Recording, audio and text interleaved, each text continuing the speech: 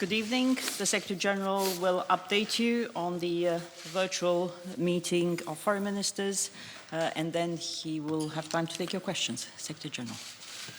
Good afternoon. We have just concluded an extraordinary meeting of NATO foreign ministers. Allies addressed Russia's unprovoked and unjustified military build-up in and around Ukraine and the implications for European security. We regret that despite the calls of the international community, over many weeks, Russia has not taken steps to de-escalate. The Russian military build-up continues with tens of thousands of combat troops and heavy capabilities, as well as threatening rhetoric and a track record of using force against neighbors. The risk of conflict is real. Russia's aggressive actions seriously undermine the security order in Europe. NATO remains committed to our dual-track approach to Russia. Strong deterrence and defense combined with meaningful dialogue. It is a positive signal that Russia is now prepared to come to the table and talk. Because when tensions are high, dialogue is even more important. On Wednesday, allies will meet with Russia in the NATO-Russia Council. The meeting will focus on the situation in and around Ukraine and the implications for European security. I also welcome that the United States and Russia will hold talks in Geneva on Monday and that the OSCE will meet on Thursday. NATO ministers also consulted ahead of these meetings today. Next week's series of engagements are an opportunity for Russia to demonstrate that it is serious about dialogue and diplomacy. We are always ready to listen to Russian concerns, and NATO will make every effort to find a political way forward.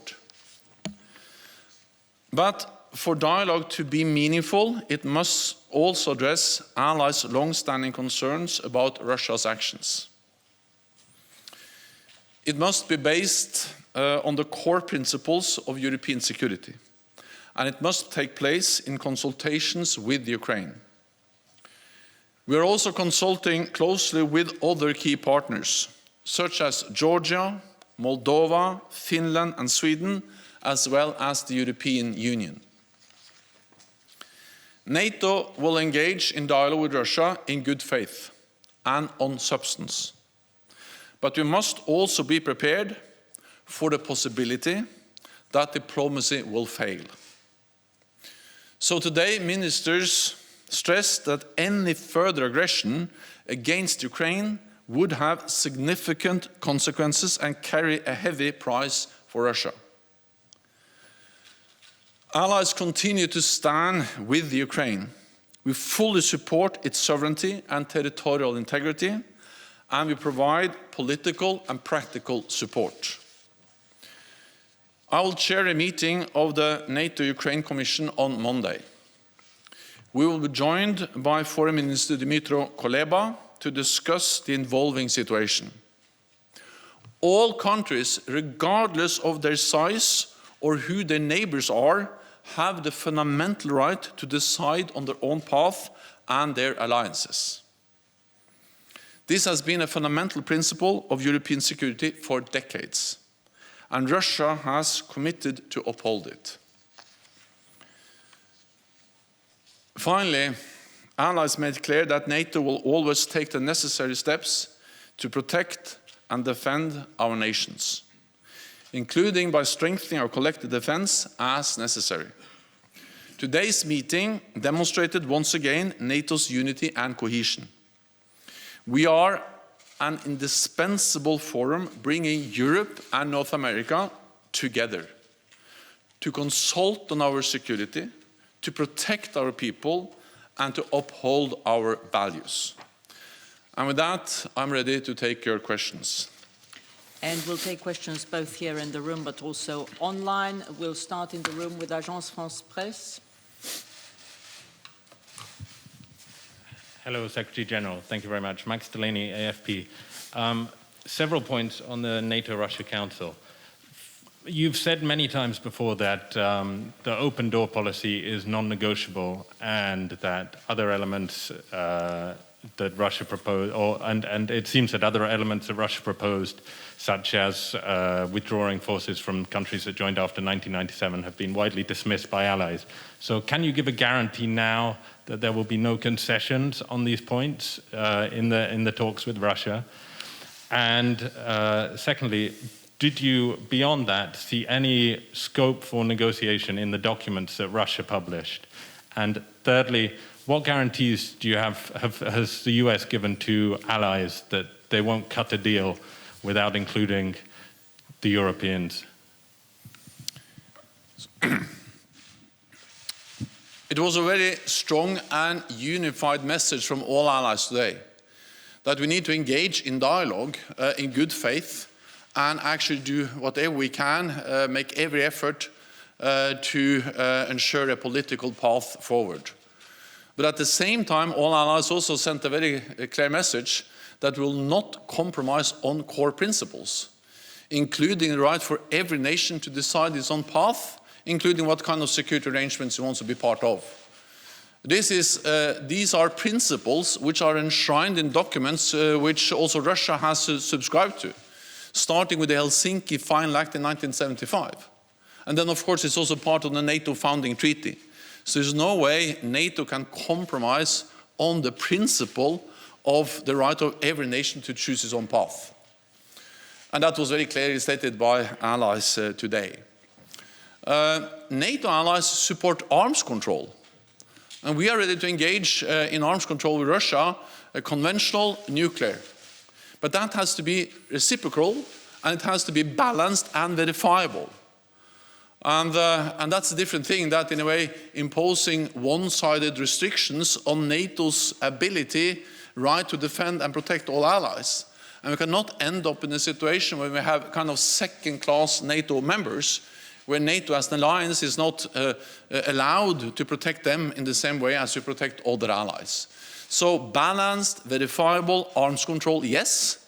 One-sided demands on NATO, no.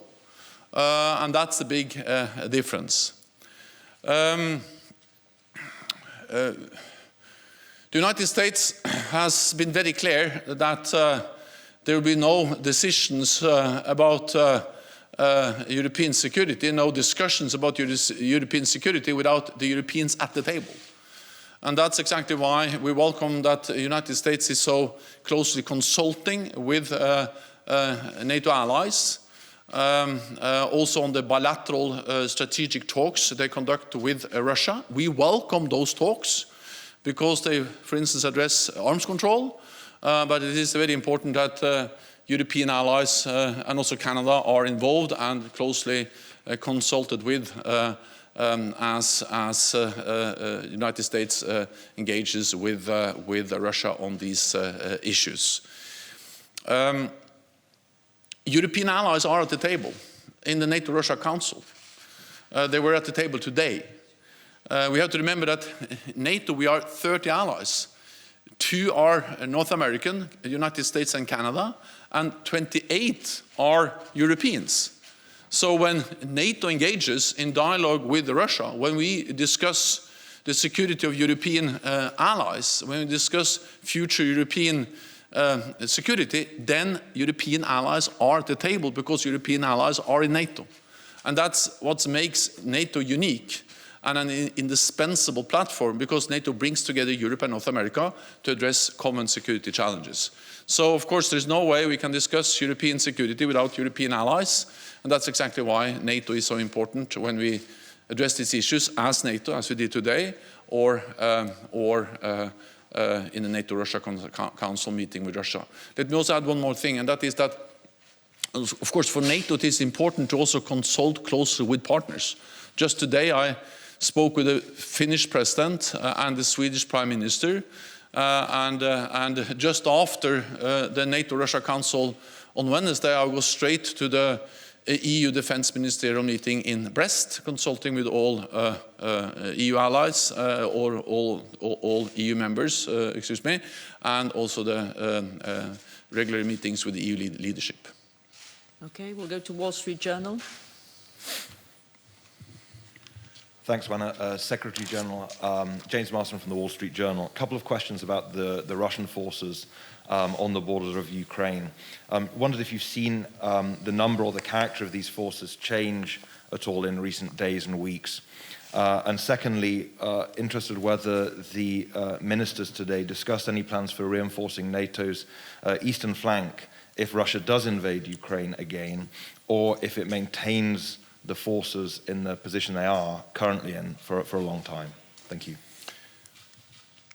The Russian military buildup has not stopped. It continues. And they are gradually building up with more forces, more capabilities. We see armored units, we see artillery, we see combat-ready troops, we see electronic warfare equipment, and we see a lot of different military capabilities which are gradually building up in and around Ukraine. The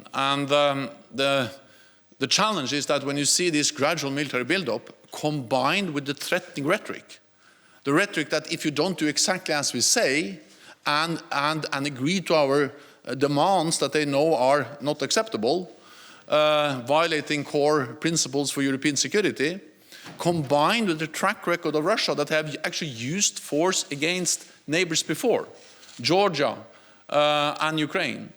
The capabilities, the rhetoric, and the track record, of course, that sends a message that there is a real risk for a new armed conflict in Europe.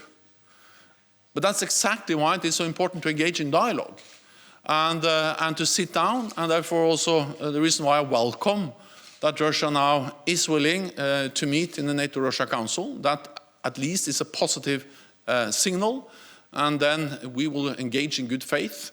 We will listen to Russian concerns. We will discuss different issues. I believe there's an absolute possibility to look into, for instance, arms control, but also transparency on military activities, mechanisms to reduce risks for incidents and accidents, and of course lines of communications, military and civilian, and other issues. And it was a very strong support from ministers today that we should engage in dialogue on these issues.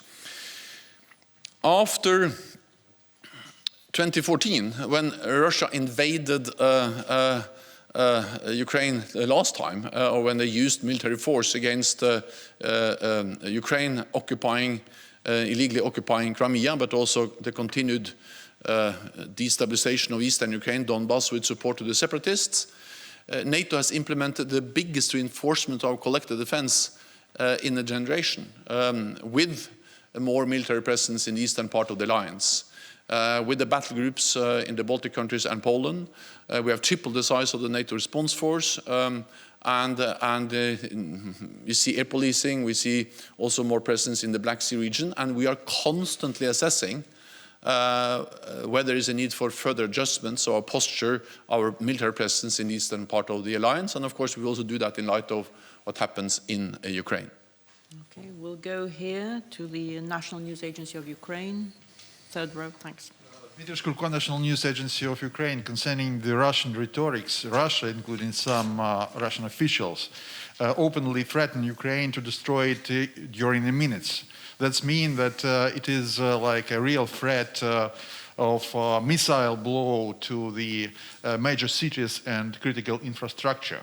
So my question is if ministers or NATO on some kind of level consider the possibility to assist Ukraine in developing its own anti-missile capabilities, or at least its element to defend itself. And the follow-up, if I may. Are there any kind of political preconditions for NATO to establish over Ukraine no-flight zone in case of escalation, like it was done in Iraq, for instance? Thank you. Ukraine is a sovereign, independent nation, and Ukraine has, of course, the right to defend itself. That is a right which is enshrined in the UN Charter. And when Ukraine is threatened, I think everyone understands that Ukraine is actually stepping up its efforts to be able to defend itself. And NATO allies provide support to Ukraine to enable Ukraine to uphold the right to defend itself. And that's the reason why we not only provide political support, support to Ukraine's territorial integrity and sovereignty, but also provide practical support with helping to modernize the Ukrainian armed forces. NATO allies are providing training, capacity building, and also some allies are providing different types of equipment. So Ukraine is not a NATO ally, but Ukraine is a close and highly valued partner which is threatened by Russia, and where Russia actually occupy part of Ukrainian territory and continue to destabilize eastern Ukraine, Donbass. And therefore, one of the messages in the meeting today was the need to provide support to Ukraine in different ways, and allies provide support, and also NATO as an alliance provide support to Ukraine. The whole idea that Ukraine is a threat to Russia is to put the whole thing upside down. Ukraine is not a threat to Russia. I think, if anything, it is the idea of a democratic, stable Ukraine which is a challenge for them. And therefore NATO will continue to provide support to a partner, to a sovereign nation, but also, of course, recognizing that Ukraine is a partner, not a NATO ally. We'll go to ZDF. Good afternoon, Florian Neuhan from ZDF German Television. Mr. Stoltenberg, I'd like to know whether the crisis in Kazakhstan has been raised today at the meeting. What is NATO's reaction to the Kazakhstan crisis? And what do you think, from your point of view, does this have any impact on Russia's plans regarding Ukraine? Thank you. NATO allies and NATO are following the situation in Kazakhstan very closely. We are concerned, we regret the loss of lives, and of course it is important that violence ends and that human rights are respected, including the right of peaceful demonstration and freedom of expression. And many allies have expressed this, and I expressed this as Secretary General of NATO, that we are following closely and concerned about the situation and the need to end violence and respect human rights in Kazakhstan. Mehdi? Thank you very much. Mr. Secretary General, you have just mentioned that it's very important for NATO engagement with partners, aspirant countries, especially for Georgia and Ukraine. How are you going to increase practical and political support for these two countries?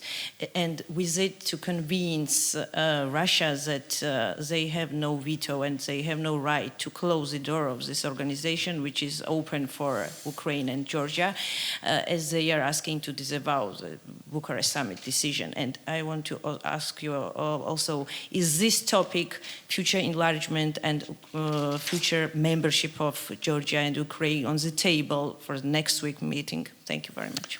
I think we have to understand that the enlargement of NATO has been extremely important for stability and peace and freedom and democracy in Europe. The enlargement of NATO and the European Union has really helped over the last decades to spread and to strengthen democracy, freedom in Europe. And it's not that NATO has dragged countries into our alliance. It has been decisions by independent nations to democratic processes through their free, independent decisions that they wanted to join NATO. And then after a process, we have accepted new members into our alliance. And by doing so, we have helped to protect democracy and freedom throughout Europe. So this is, again, this is about respecting free democratic decisions by individual nations in Europe. And we demonstrate, NATO has demonstrated also over the last years that NATO's door remains open by admitting North Macedonia and Montenegro as new members of the alliance.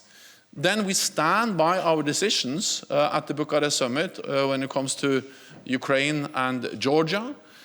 We support and help them on their way towards further Euro-Atlantic integration with reforms, with practical and political support. And I strongly believe that partly it is important to send a message that reforms is important partly because it is a way to meet NATO standards, but it also makes the societies of Ukraine and Georgia stronger.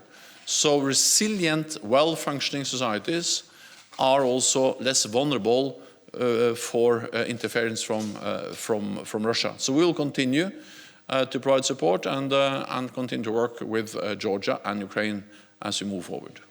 We have TV2, Norway. Mrs. Elin Sørsdal, good afternoon, Secretary General. How do you prepare for a failure of diplomacy? You said that you are not sure that diplomacy succeeds. Have you discussed, for instance, moving of capabilities? NATO has a dual-track approach to Russia. We need to now engage in dialogue. We will do so in good faith, and we will sit down with Russia on Wednesday. And we also welcome the fact that the United States are engaging bilaterally with Russia. And then we will do whatever we can, make every effort to ensure a political way forward, preventing the use of force, also preventing Russia from using military force against Ukraine.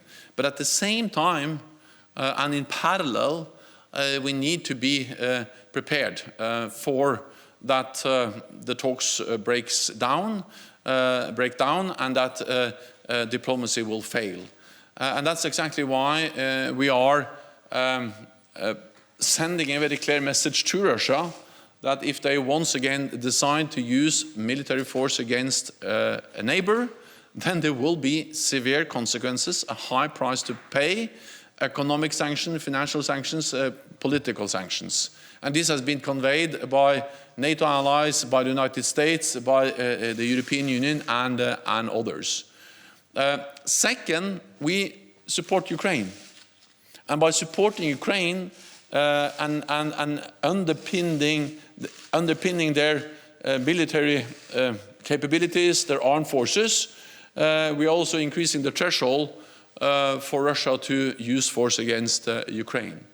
And thirdly, we are constantly assessing, evaluating the need to strengthen our presence in the eastern part of the alliance.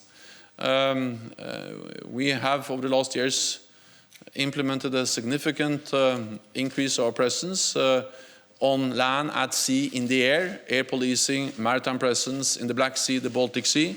We have modernized our command structure, and not least we have the battle groups in the Baltic countries and Poland, something we didn't have before 2014. The battle groups we deployed there, we have there. I visited recently one in Latvia, the Canadian-led. They are a direct result of the Russian aggression against Ukraine in 2014. So we will assess and we will do what is necessary to make sure that there is no room for misunderstanding, no room for miscalculation about our readiness and preparedness and ability to defend all allies, also, of course, in the eastern part of the alliance.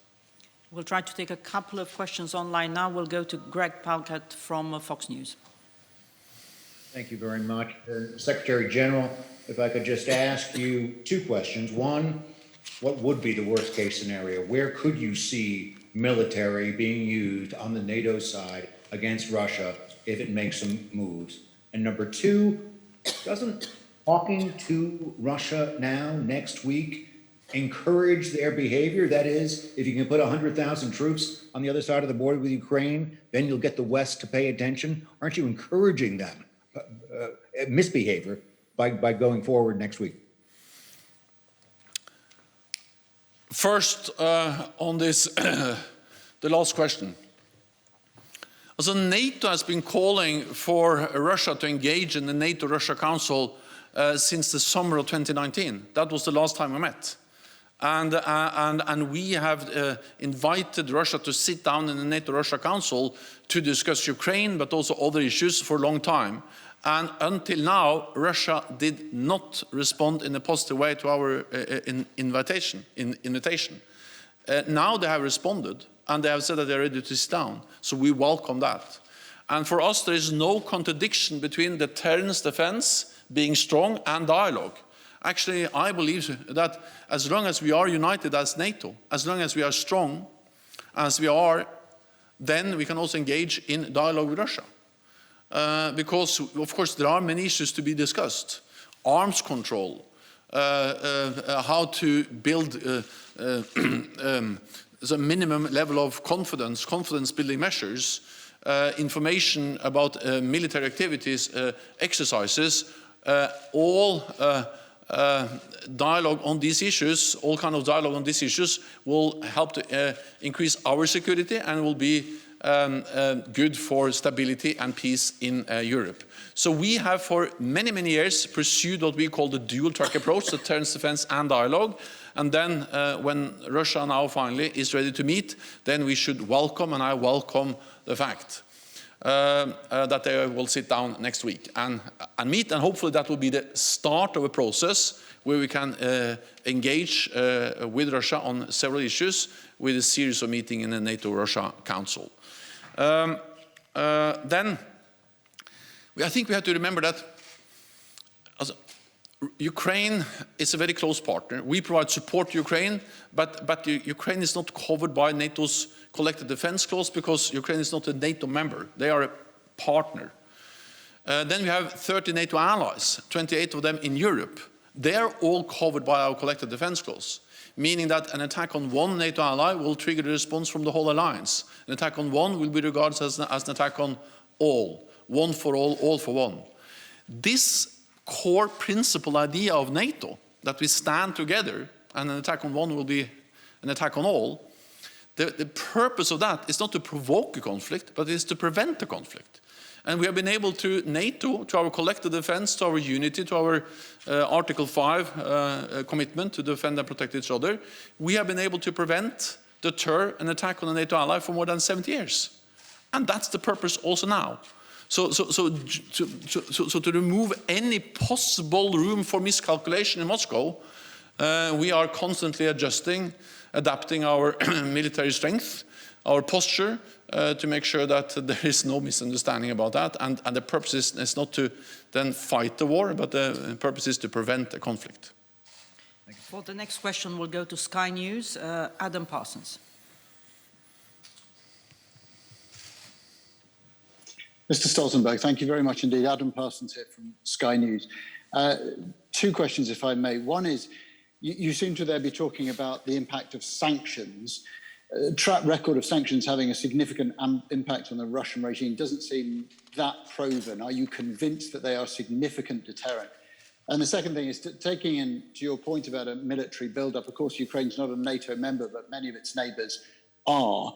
If there was a Russian invasion of Ukraine, can you tell us how many troops you would move towards the east flank, what you would feel that you needed to do to protect NATO's eastern flank, and how quickly you could do that?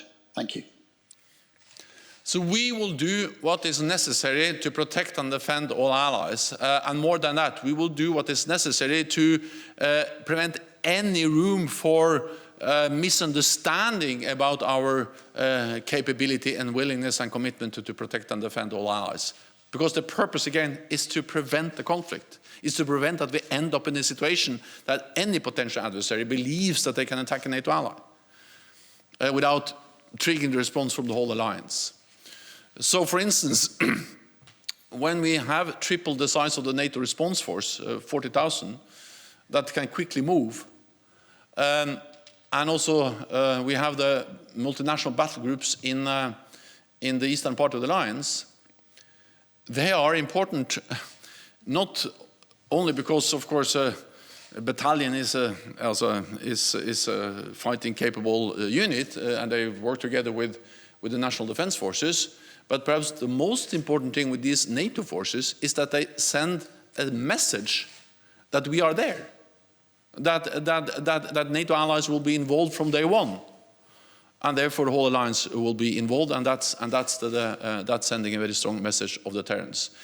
I will not go into the exact numbers of how many troops we can move where and when, but I will only say that we have significant capabilities. We have troops, we have forces, we have the readiness, we have the plans to be able to defend and protect all allies, and we are constantly adapting and also actually investing more now than we have done for many years in modernizing our military capabilities to make sure that we preserve peace in Europe.